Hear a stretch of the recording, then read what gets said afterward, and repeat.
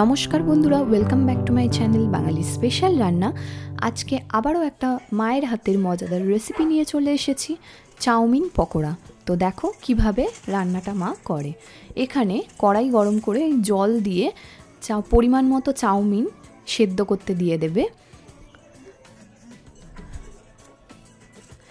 এটা একটা unique recipe, খুব কম জনেই হয়তো করেছে, তবে আমি বলবো এই রেসিপিটাও একবার বাড়িতে তোমরা ট্রাই করে দেখো, আশা করি ভালো লাগবে।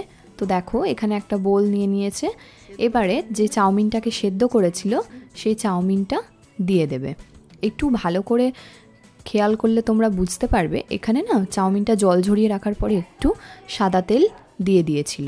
এবারে দিয়ে দেবে পরিমাণ মতো নুন, দিয়ে দেবে হলুদ গুঁড়ো, চাউমিনটা এমনভাবে সেদ্ধ করতে হবে যাতে গলে না যায়, আর দিয়ে দেবে পরিমাণ মতো চিনি।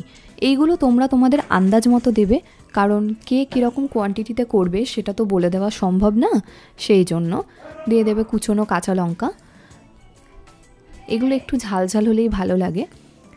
দিয়ে দেবে 1 বাটি কর্নফ্লোর, যেহেতু চাউমিনটা নরম জিনিস কর্নফ্লোরটা দিয়ে মাখলে তবেই একটু টাইট হবে। এবারে দিয়ে দেবে কুচো করে রাখা পেঁয়াজটা কিন্তু খুব ভালোভাবে কুচোতে হবে। আর দিয়ে দেবে গাজরটা কিন্তু মা এখানে ঘষুনির সাহায্যে ভালো করে মিহি করে ঘষে নিয়েছিল। এবারে দিয়ে দেবে ধনেপাতা এমন একটা জিনিস যেটা শীতকালে সব রকম রেসিপির জন্য কাজে লেগে যায়, আর ধনেপাতার ফ্লেভারটাও যেহেতু ভালো হয়, খেতে আরও সুন্দর হয়। তো দেখো এইবারে চাউমিনটা দিয়ে এই সব যে ইনগ্রিডিয়েন্টসগুলো দেওয়া হলো ভালো করে ম্যারিনেট করে নেবে। যেহেতু পকোড়াটার মধ্যে কর্নফ্লোর দেওয়া আছে সেই জন্য একটু টাইট হয়ে গেছে, তোমরা দেখে বুঝতেই পারছো সেই নরম ভাবটা আর নেই চাউমিনের। তো দেখো ম্যারিনেট করা কমপ্লিট, এবারে 5 মিনিটের জন্য চাপা দিয়ে রেখে দেবে। এবারে একটা কড়াই গরম করে ওর মধ্যে ডুবু তেলে ভাজা যায় এরকম পরিমাণ তেল দিতে হবে, দিয়ে এইরকমভাবে মা চাউমিনের পকোড়াগুলোকে এই শেপে বানিয়ে রেখে দিয়েছিল, তো তেলের মধ্যে ছেড়ে দিচ্ছে। এটা তোমরা চাইলে গোল গোল শেপ করেও দিতে পারো। তো তোমরা যারা এখনও আমাদের চ্যানেলটাকে সাবস্ক্রাইব করোনি তারা অবশ্যই আমাদের বাঙালি স্পেশাল রান্না চ্যানেলটাকে সাবস্ক্রাইব করতে ভুলো না, আর সবার আগে নতুন নতুন মজাদার রেসিপি পেতে পাশে থাকা বেল আইকনটিতে ক্লিক করো।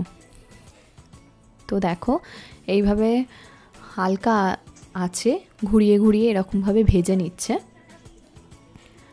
দেখো একটু লালচে লালচে হয়ে গেছে, আমাদের কিন্তু পকোড়া কমপ্লিট হয়ে গেছে। জাস্ট কিচ্ছু না, একটু মেয়োনিজ থাকলে বাড়িতে খুবই ভালো লাগে, আর যদি না থাকে তাহলে টমেটো কেচাপ দিয়ে খেয়ে ফেলো, গরম গরম সন্ধেবেলা স্ন্যাক্স। তো নেক্সট যে করা ছিল ওইগুলো দিয়ে দিল আস্তে আস্তে। বাড়িতে সন্ধেবেলায় গরম চায়ের সঙ্গে শীতকালে জাস্ট জমে যাবে।